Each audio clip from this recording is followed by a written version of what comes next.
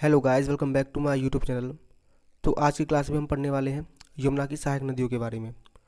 मैं आपको बता दूं कि कल हमने एक टॉपिक शुरू किया था भारत की नदियों के बारे में। ये उसी का सेकंड पार्ट है। तो जिसने फर्स्ट पार्ट नहीं देखा है वो पहले फर्स्ट पार्ट देख ले जाके, इसके बाद इसको देखे। अगर उसको नहीं देखोगे तो आज की क्लास में कुछ समझ नहीं आएगा। ठीक है, तो चलिए शुरू करते हैं आज का सेशन। आज की क्लास में हम पढ़ने वाले हैं यमुना की सहायक नदियों के बारे में, जिसमें हम पढ़ेंगे सबसे पहले चंबल नदी को। ये नदी मध्य प्रदेश के इंदौर में स्थित मुंह क्षेत्र के जानापाव पर्वत से निकलती है। उत्तर मध्य भाग से बहते हुए ये नदी राजस्थान से होकर उत्तर प्रदेश के इटावा में यमुना से मिल जाती है। ठीक, इतनी बात आपको याद रखनी है। इसमें इसकी लंबाई 955 किलोमीटर है। इसकी लंबाई याद रखनी है। ठीक है, आगे चलते हैं। अगली नदी है बेतवा नदी। यह नदी मध्य प्रदेश के भोपाल से निकलती है और उत्तर पूर्वी दिशा में बहते हुए उत्तर प्रदेश के हमीरपुर में यमुना नदी से मिल जाती है। ठीक, किस में मिल जाती है? यमुना नदी में। आगे चलते हैं। अगली नदी है कोसी नदी। यह नदी नेपाल में हिमालय से निकलती है और बिहार में प्रवेश करती है। कहाँ से निकलती है?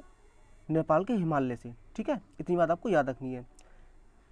यह नदी अपना मार्ग बदलने के कारण चर्चा में रहती है और इसमें आने वाली बाढ़ से बिहार में अधिक मात्रा में तबाही देखने को मिलती है। इसलिए इस नदी को बिहार का शोक कहा जाता है। यहाँ से एक क्वेश्चन भी बनता है कि बिहार का शोक किस नदी को कहा जाता है? किसको कहा जाता है? कोसी नदी को। ये बात आपको याद रखनी है, इंपॉर्टेंट पॉइंट है ये। आगे चलते हैं। ये नदी बिहार के कटिहार में गंगा से मिल जाती है। ठीक, कहाँ से मिलती है गंगा में? बिहार के कटिहार से। आगे चलते हैं। अगली नदी है दामोदर नदी। झारखंड के छोटा नागपुर पहाड़ से निकलती है और पश्चिम में बहते हुए हुगली नदी में जाकर मिल जाती है। इस नदी में अचानक आने वाली बाढ़ के कारण बंगाल का अभिशाप भी कहा जाता है। प्रदूषण के कारण इस नदी को जैविक मरुस्थल कहा जाता है। तो यहाँ से एक इम्पॉर्टेंट पॉइंट बनता है ये कि किस नदी को बंगाल का अभिशाप कहा जाता है। किस नदी को कहा जाता है? दामोदर नदी को। इतनी बात आपको याद रखनी है। ठीक है, आगे चलते हैं। अगली नदी है गोमती नदी। इस नदी का उद्गम उत्तर प्रदेश की पीलीभीत स्थित गोमताल से होता है, जिसे फूलहर झील भी कहते हैं। ये गंगा नदी की एकमात्र ऐसी नदी है जिसका उद्गम मैदान से होता है। ठीक है, इतनी बात आपको याद रखनी है गोमती नदी में। आगे चलते हैं। आगे है सोन नदी। मध्य प्रदेश के अमरकंटक नामक स्थान से निकलती है और उत्तर की ओर बहते हुए पटना के निकट गंगा में मिल जाती है। कहाँ मिलती है? पटना में। ठीक है, इसी के साथ आपको एक नोट याद रखना है, जो कि ये है सोन नदी और यमुना नदी के बीच जल विभाजन का काम कैमूर पहाड़ियाँ करती हैं। ठीक है, इसको याद रखना, इंपॉर्टेंट है ये, लिख लेना, इंपॉर्टेंट है बहुत ज़्यादा। आगे चलते हैं। अब पढ़ने वाले हैं हम ब्रह्मपुत्र नदी तंत्र। ठीक है, ब्रह्मपुत्र नदी हिमालय पर्वत श्रृंखला के समांतर पूर्व दिशा में बहती है। तिब्बत में स्थित नामचबरवा शिखर 1757 के पास पहुंचकर यू अक्षर का मोड़ बनाती है। कहाँ बनाती है? नामचबरवा के पास। ठीक है, इसकी सहायक नदियां हैं लोहित, केनुला और दिवांग। ठीक, इनको याद रखना, इंपॉर्टेंट है ये, बहुत बार एग्जाम में पूछी भी गई हैं। तिब्बत में ब्रह्मपुत्र को सांगपो और बांग्लादेश में जमुना के नाम से जाना जाता है। तिब्बत में क्या कहलाती है? सांगपो। और बांग्लादेश में क्या कहलाती है? जमुना। ठीक, इतना याद रखना है इसमें। आगे चलते हैं। अब आती है प्रायद्वीपीय नदियाँ, जिसमें हम सबसे पहले पढ़ेंगे नर्मदा द्रोणी को। नर्मदा द्रोणी का उद्गम मध्य प्रदेश के अमरकंटक पहाड़ियों के समीप है। इसकी लंबाई 1312 किलोमीटर है। यहाँ 1312 आएगा। ठीक है, 1312 इसको ठीक कर लेना।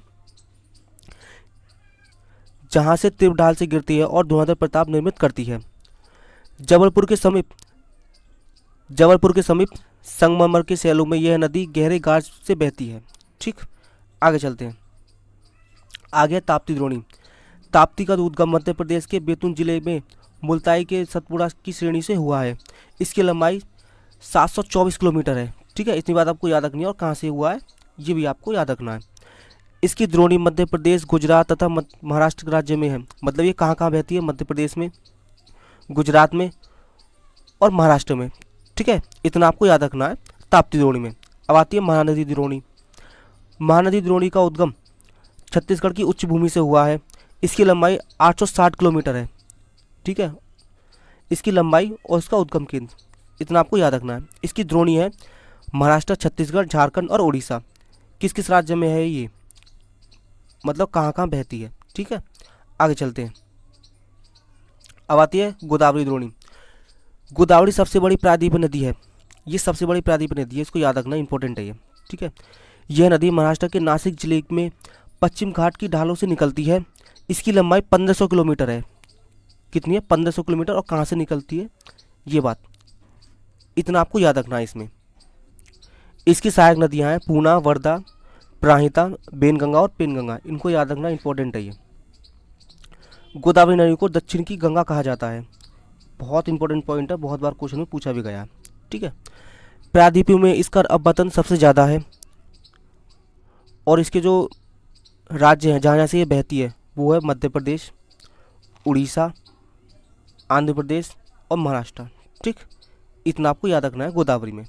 आगे चलते हैं। अगली है कृष्ण द्रोणी।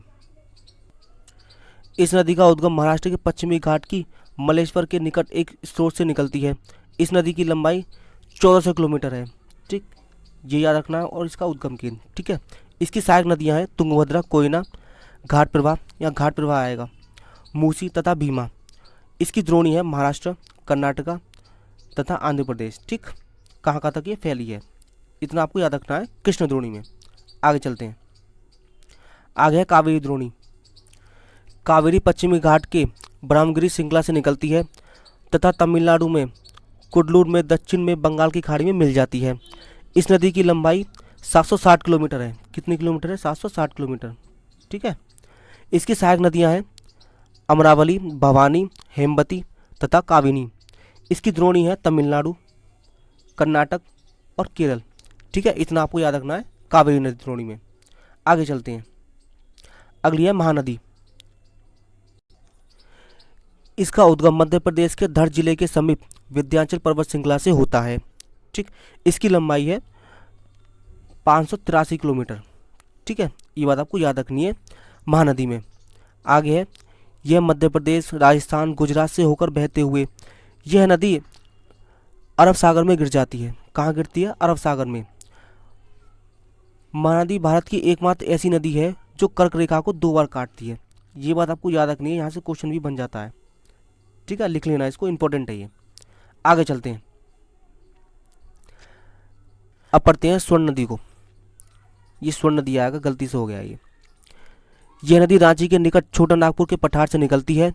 झारखंड से निकलकर पश्चिम बंगाल, उड़ीसा होते हुए बंगाल की खाड़ी में गिर जाती है। ठीक, इतना आपको याद रखना है स्वर्ण नदी में।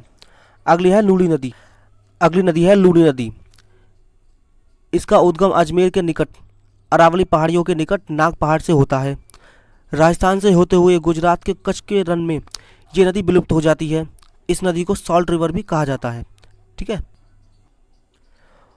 और इसी के साथ आज ये टॉपिक ख़त्म होता है। तो आज के लिए सिर्फ इतना ही। कल फिर मिलते हैं अगली वीडियो में।